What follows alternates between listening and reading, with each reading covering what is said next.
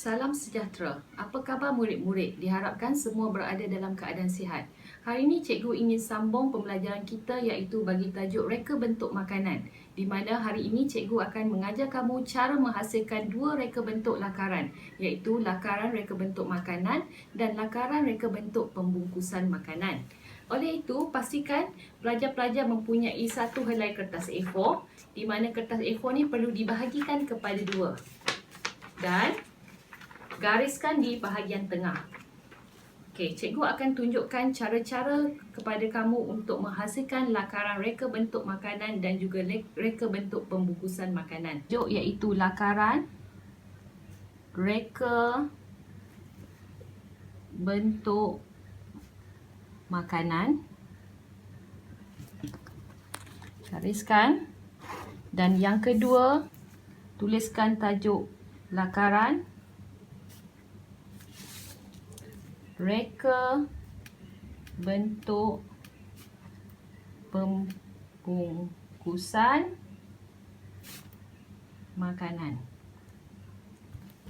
Baik, gariskan.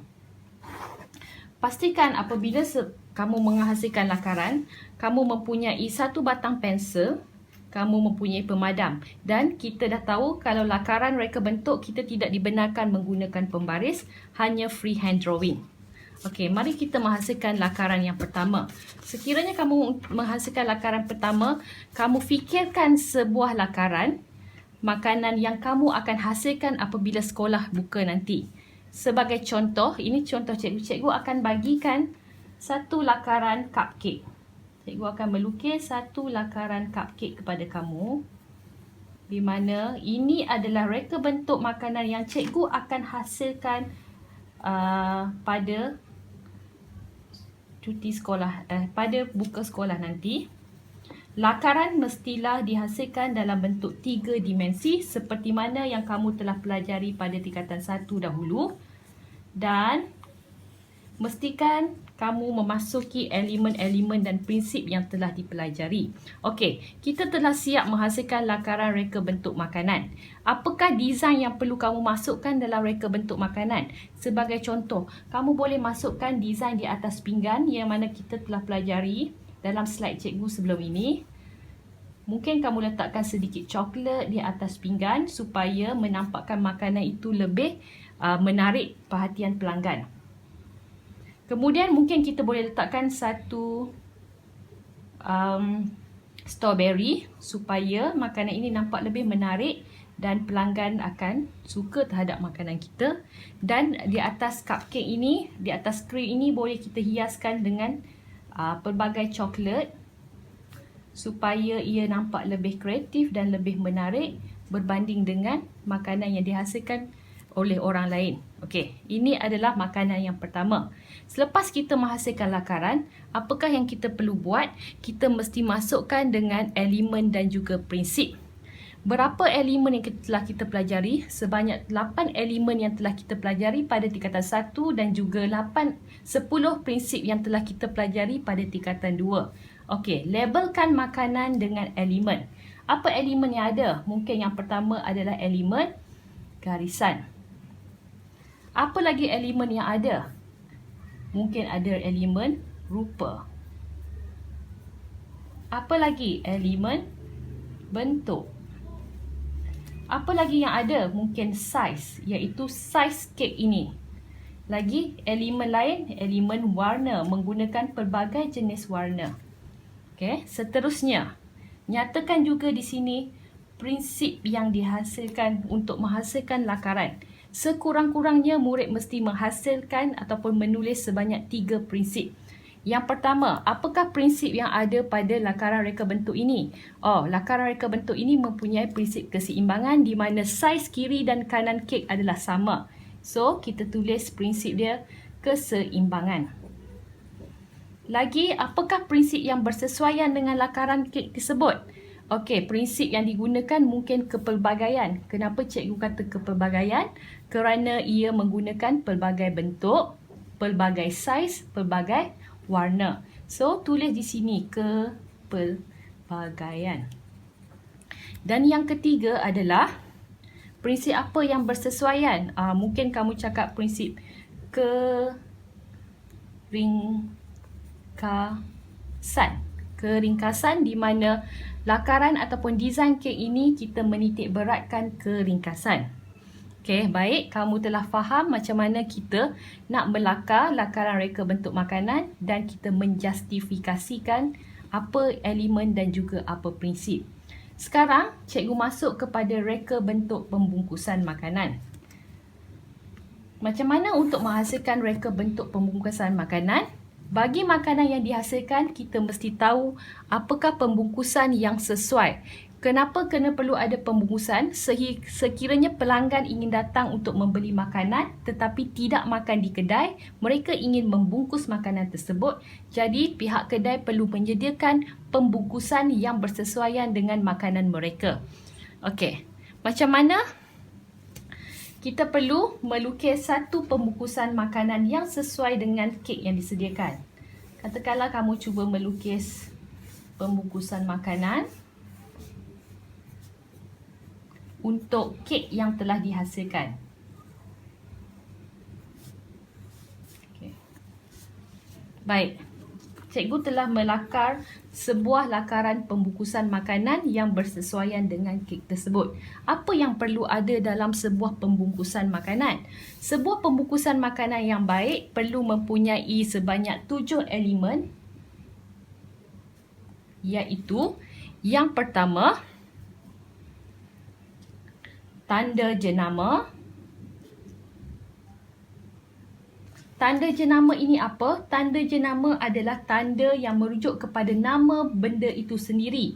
Sebagai contoh, sekiranya kamu ingin memakan ayam goreng, jenama apa ayam goreng yang kamu gemari? Mungkin jenama KFC yang kamu gemari. KFC ataupun Kentucky Fried Chicken merupakan tanda jenama bagi ayam goreng.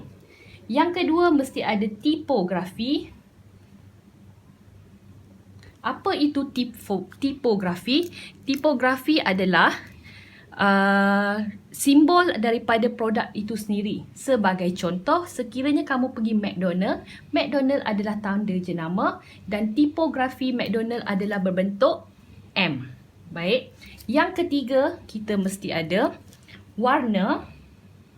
Warna yang bersesuaian dengan pembungkusan makanan.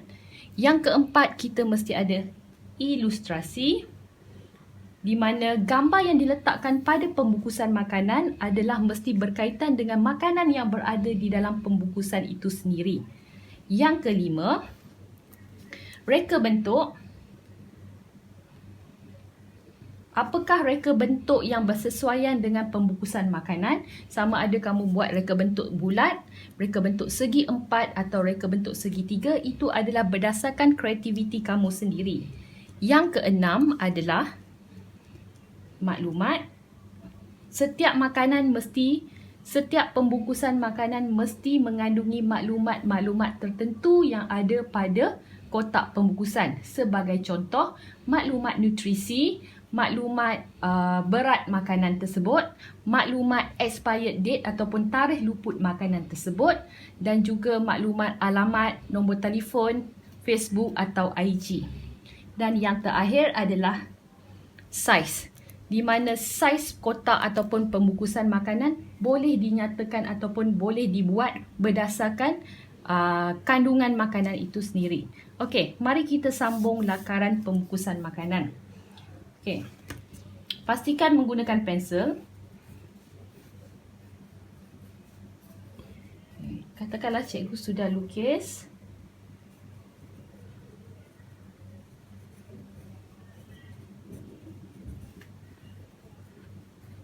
Okay. Apa yang kamu perlu buat adalah memasukkan label elemen pada lakaran makanan yang kamu buat. Yang pertama, masukkan tanda jenama di mana? Oh, ini. Cherry cake adalah tanda jenama. So, labelkan tanda dan tuliskan tanda jenama. Yang kedua, tipografi. Okay, gambar cherry ini adalah tipografi bagi cherry cake ini. Ini tulis tipografi. Yang ketiga, warna. Kamu menggunakan pelbagai jenis warna. Okey, kamu labelkan sebagai warna. Yang keempat, ilustrasi. Ini adalah ilustrasi di mana gambar kek yang dilukis pada kotak kek menunjukkan kandungan yang berada di dalam kotak tersebut. Gambar kek merupakan ilustrasi. Yang kelima, reka bentuk, iaitu design. Design kotak kek tersebut. Ini adalah reka bentuk. Kemudian, maklumat. Masukkan beberapa maklumat sebagai contoh. Nombor telefon, tarikh luput, 30/12/2023. Lagi, apakah maklumat penting yang perlu ada? Alamat, IG, berat, berapa kilogram, ataupun berapa kadar lemak, berapa kadar protein. Okey, kandungan-kandungan lain yang digunakan untuk menghasilkan kek tersebut. Dan seterusnya, saiz. Boleh kita buat dalam bentuk ukuran. Katalah ini 30 cm. Ini adalah 15 cm. Ini semua merupakan saiz bagi pembungkusan makanan. Baik. Apabila sudah menghasilkan kedua-dua lakaran, kamu perlu ambil warna dan kamu perlu warnakan setiap lakaran yang dihasilkan. Okey. Dan hasil yang diwarnakan adalah seperti ini. Okey, reka bentuk makanan, pastikan menghasilkan warna yang menarik supaya menarik perhatian pelanggan. Kemudian pembungkusan makanan mestilah dihasilkan dengan warna yang bersesuaian dan kamu perlu melabel elemen, menyatakan prinsip sekurang-kurangnya 3. Kemudian bagi pembungkusan makanan, kamu labelkan dengan elemen yang telah kita pelajari tadi, iaitu tanda jenama, tipografi, warna, ilustrasi ataupun gambar yang ada pada pembungkusan makanan, reka bentuk, maklumat dan juga saiz. Sekiranya kamu lebih kreatif, perlu menghasilkan lakaran 3 dimensi dengan memasukkan beberapa kaedah yang kita pelajari di tingkatan 1, iaitu kamu memasukkan sedikit rendering supaya lakaran yang dihasilkan nampak seperti realistik. Baik. Kamu faham? Okey, cikgu ada sedikit homework di sini. Baik, homework kamu adalah apa yang perlu kamu buat?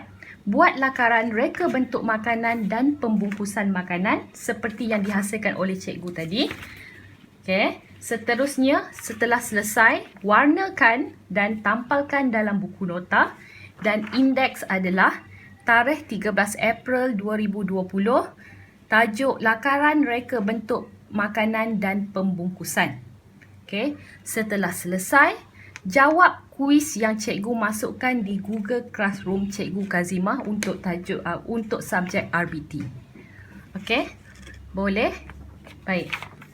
Oleh itu, stay at home, stay safe and love RBT. Terima kasih.